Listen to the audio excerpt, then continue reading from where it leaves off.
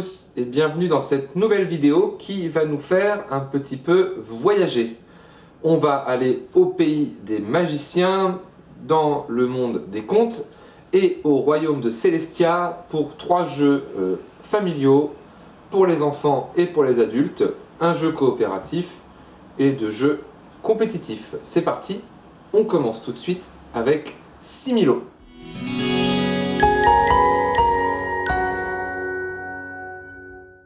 On commence donc avec Similo. Similo, c'est un jeu pour 2 à 8 joueurs, à partir de 7 ans, pour des parties d'environ 10 minutes.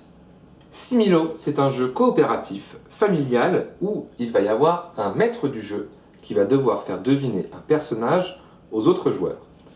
Pour commencer, le maître du jeu va piocher 12 cartes et en visualiser une des 12 au hasard. On va prendre un exemple. On va partir du principe que le maître du jeu visualise le géant. Ce sont des personnages de conte. Donc c'est précisé en bas, le géant apparaît dans le conte Jack et le haricot magique. Une fois qu'il a regardé un des 12 personnages, il va disposer les cartes face visible en formant une grille de 12 cartes. Une fois que cela est fait, il pioche 5 cartes. Son objectif va donc être de réussir à faire deviner le géant aux autres joueurs. Peu importe le nombre d'autres joueurs qu'il y a, ils doivent tous essayer de deviner le personnage caché du maître du jeu. À son tour de jeu, le maître du jeu va poser une des 5 cartes qu'il a dans son jeu. Il va avoir 2 choix.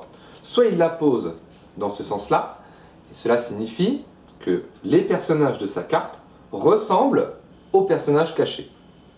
S'il la pose dans l'autre sens, c'est que les personnages ou le personnage de sa carte ne ressemblent pas au personnage caché. C'est une information subjective. Lui va penser quelque chose par rapport au personnage, par rapport à la couleur de la carte. Peut-être que les autres joueurs vont l'interpréter autrement.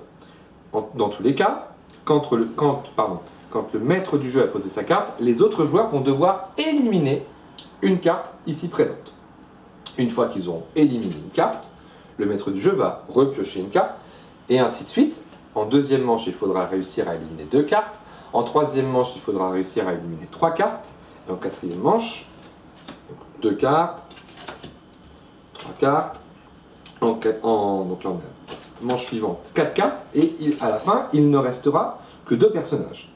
Pour la manche finale, le maître du jeu va continuer de poser une carte face droite ou face penchée, et il faudra réussir à trouver le bon personnage. Similo, c'est donc un jeu de déduction coopérative où il va falloir trouver la bonne information distillée par le maître du jeu en discutant, en essayant de se mettre d'accord pour réussir à retrouver le personnage caché. C'est un jeu très familial qui plaît, encore une fois, à la fois aux enfants et aux adultes. Voilà pour Similo.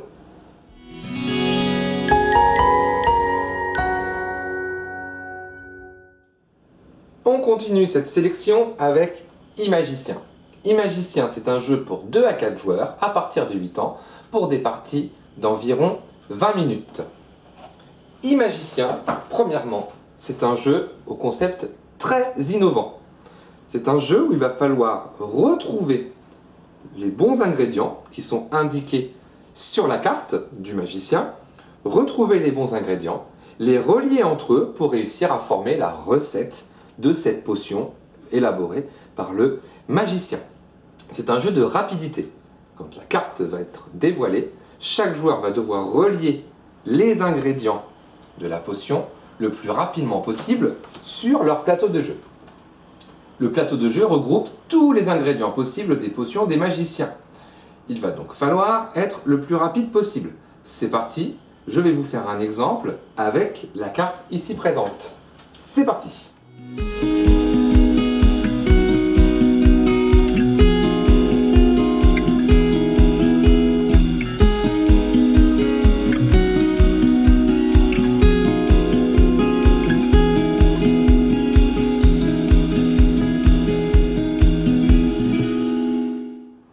Voilà, j'ai terminé de relier tous les ingrédients de la potion.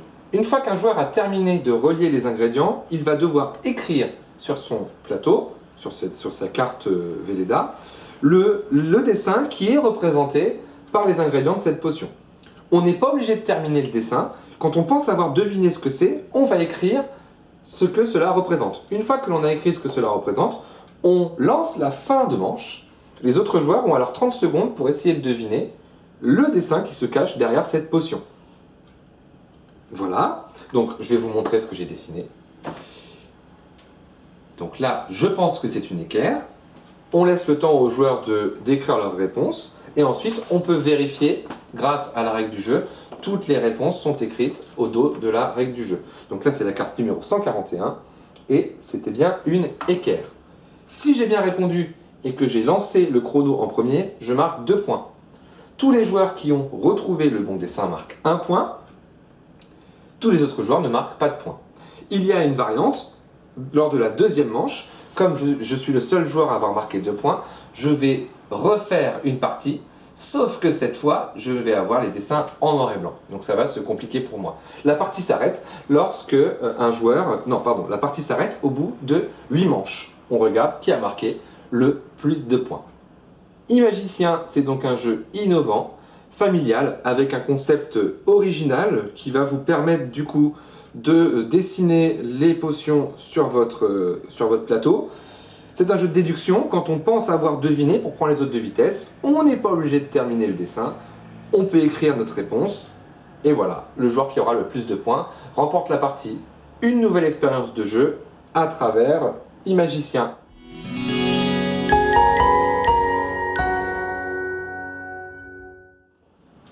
On termine cette mini-sélection avec Celestia.